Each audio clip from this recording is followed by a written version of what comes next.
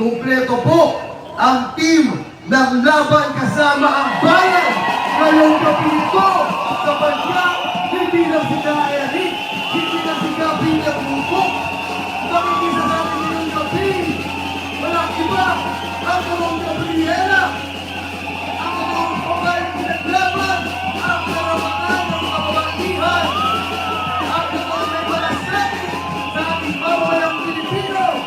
Walang iba kundi si Dr. Lorraine Bagoy.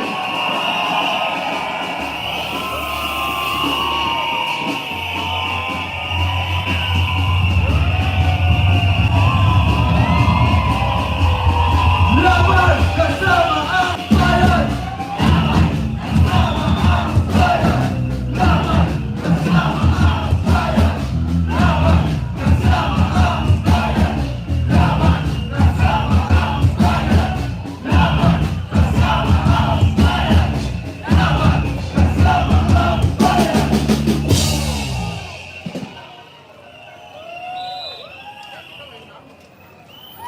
Magandang gabi sa akin.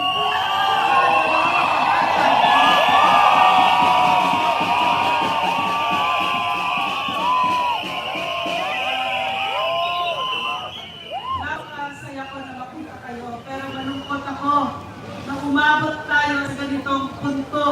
Makailangan na natin ilabas ang lahat ng sama ng loob natin sa napakawalang kwentang Pangulong Bongbong Marcos.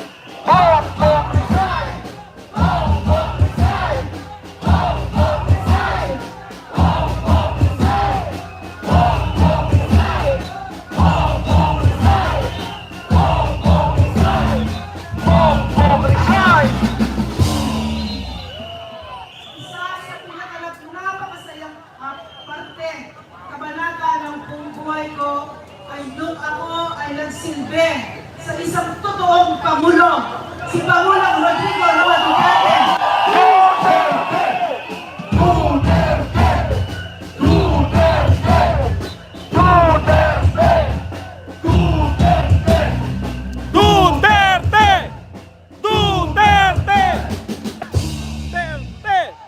Nung siya ay nanalo isang linggo bago siya, pagkatapos niyang manalo, tinawagan niya ako at tinanong ako kung gusto kong sumali sa team niya. Kilala ko siya, binoto ko siya, kinampanya ko siya, pero kilala ko, hindi ko siya ganon nakakilala at kilala ko ang sarili ko. Alam ko na ibibigay ko ang buhay ko pag ako ay umawa sa kanya. Kung kaya't inaral ko siya ng 8 buwan. 8 buwan bago ako umawa kay Pangulong Rodrigo Roa Duterte, na hanggang ngayon, wala na siya sa poder, pero kasama ko pa din siya at sasamahin ko siya.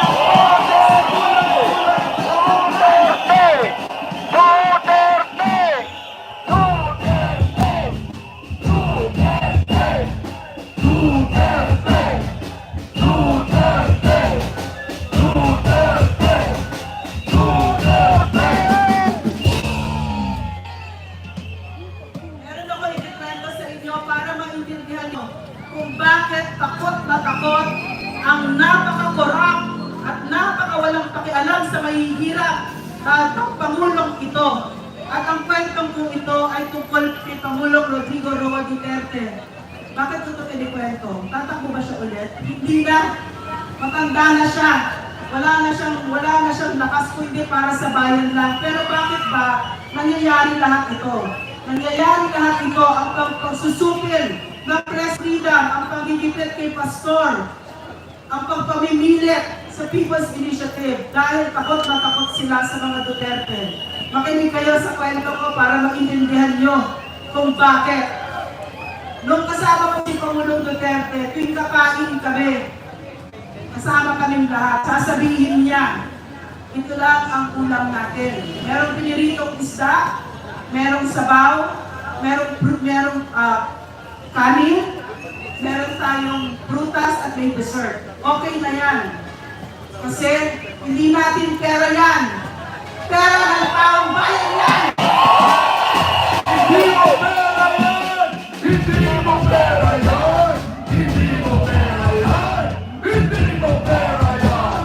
Hindi mo pera yan! Hindi mo pera yan! Hindi ko ito narinig isa o dalawa o tatlo o apat o 5 beses. Narinig ko ito paulit-ulit halos araw-araw. At isa pa sa inuulit ka sa amin ng mga appointees niya at ang mga nasa gobyerno. Hindi tayo special. Mga trabahante lamang tayo sa gobyerno.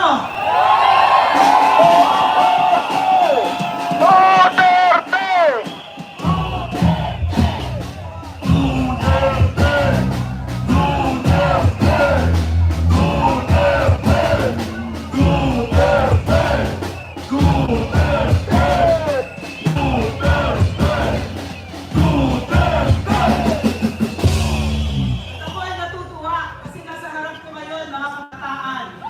So, ang ating bayani si Degat Jose Rizal.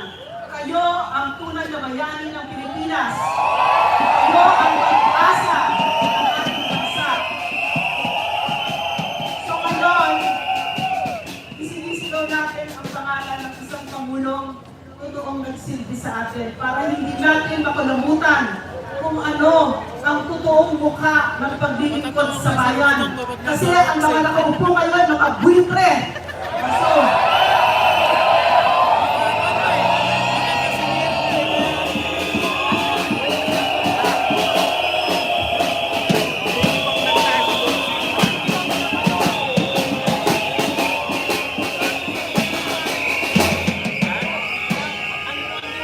ang pangarap ko, maririnig ko sometime in the future ang pangalan ninyo na isinisigaw din ng ating mga kababayan kasi katulad ng Pangulong Duterte, kayo ay magsisilbi ng maayos, hindi nagnanakaw, simple, mababang loob, at walang kasawang buitre. Yes! Tama? Tama!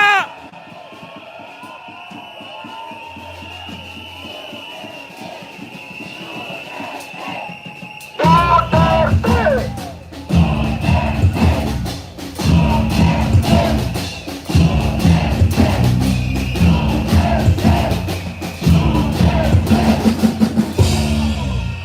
Ano ang ginawa ng napakahina na leader na ito? Dinala niya tayo sa bingit ng gera. Bakit? Kasi siya ay isang tuta ng ano? Kapayapaan! Hindi lipas! Kapayapaan! Hindi lipas! Kapayapaan! Hindi lipas! Kapayapaan! Hindi lipas!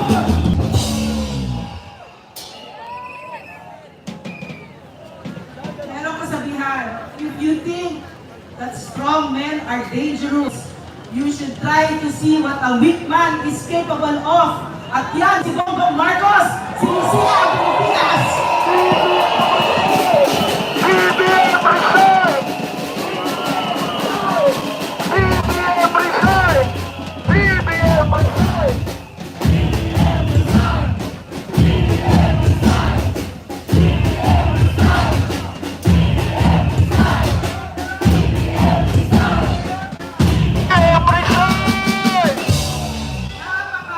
Napakaswerte ko na ang mentor ko, ang teacher ko sa public service ay si Rodrigo Roa Duterte. Kasi isa sa itinuro niya sa atin, huwag kayong pumasok sa public service kung hindi ninyo mahal ang mahihirap.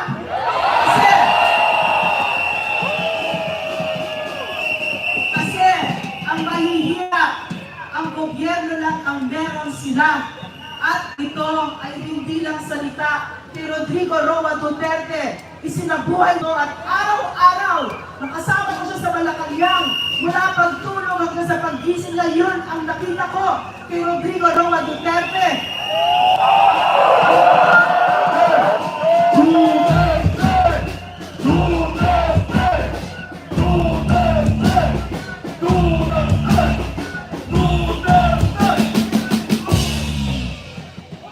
Pangulo na ito, walang pakialam sa mahihirap, lalo na. Tinanong ko ng isang gabi, sinabi ko kay Pangulong Duterte, Sir, alam niyo ba yung Lateral Mansion? Kasi doon nagka-fashion show sila Lisa Araneta.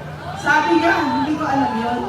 Hindi niya alam kung ano yung Lateral Mansion si Pangulong Duterte. Kasi wala siyang ginawang party-party. Hindi katulad nito.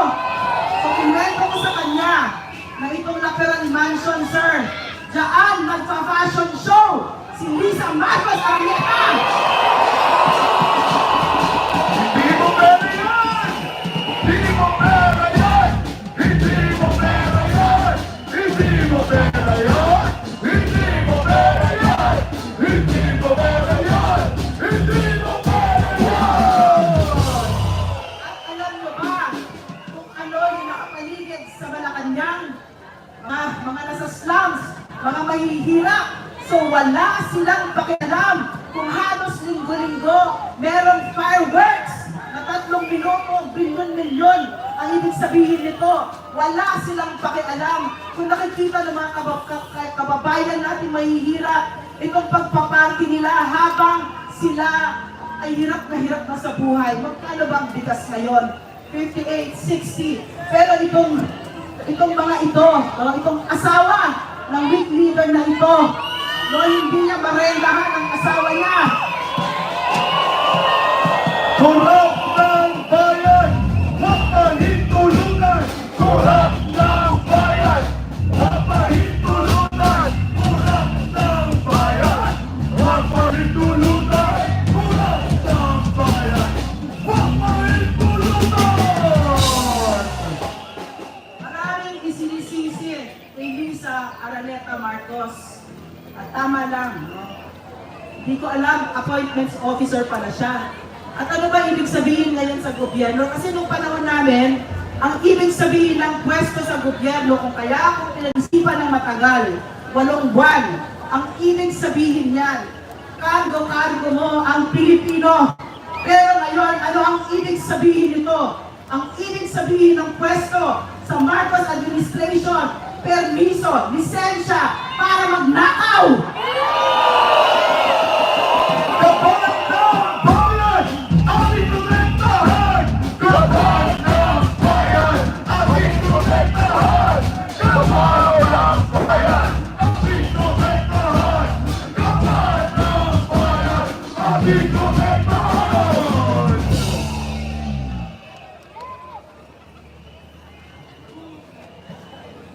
Ano ba ang ibig sabihin? Pag meron kayong leader na mahina, wala siyang pakialam na may mga kid Absalon na namatay. Hindi ko akalain nung kami ay nagsilbi sa National Task Force LCAC na kung saan napabagsak natin ang CPP-NPA-NDF for the first time dahil sa Pangulo na yan.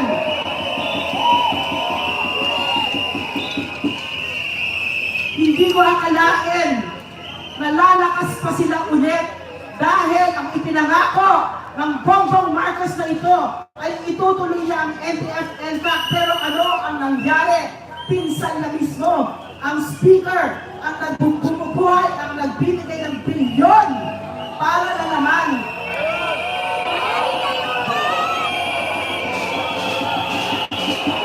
NTF-NCAC! Ipaglaban! NTF-NCAC! Ipaglaban! NTF-NCAC! Ipaglaban! NTF-NCAC! Ipaglaban!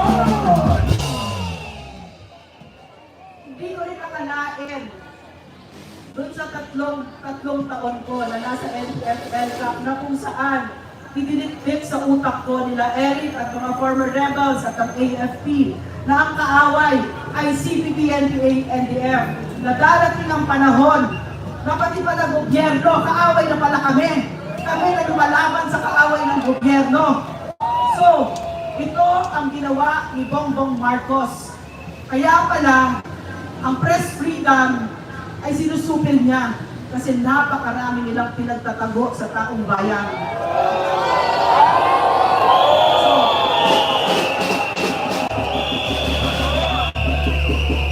ang isinisisi ay si Lisa Marcos o kaya si Speaker Araneta. Sige, meron silang sagutin. Pero ang isisisi natin dito ay yung ibinigay natin ang buong buo ang ating tiwala at walang iba kundi si Bongbong Marcos.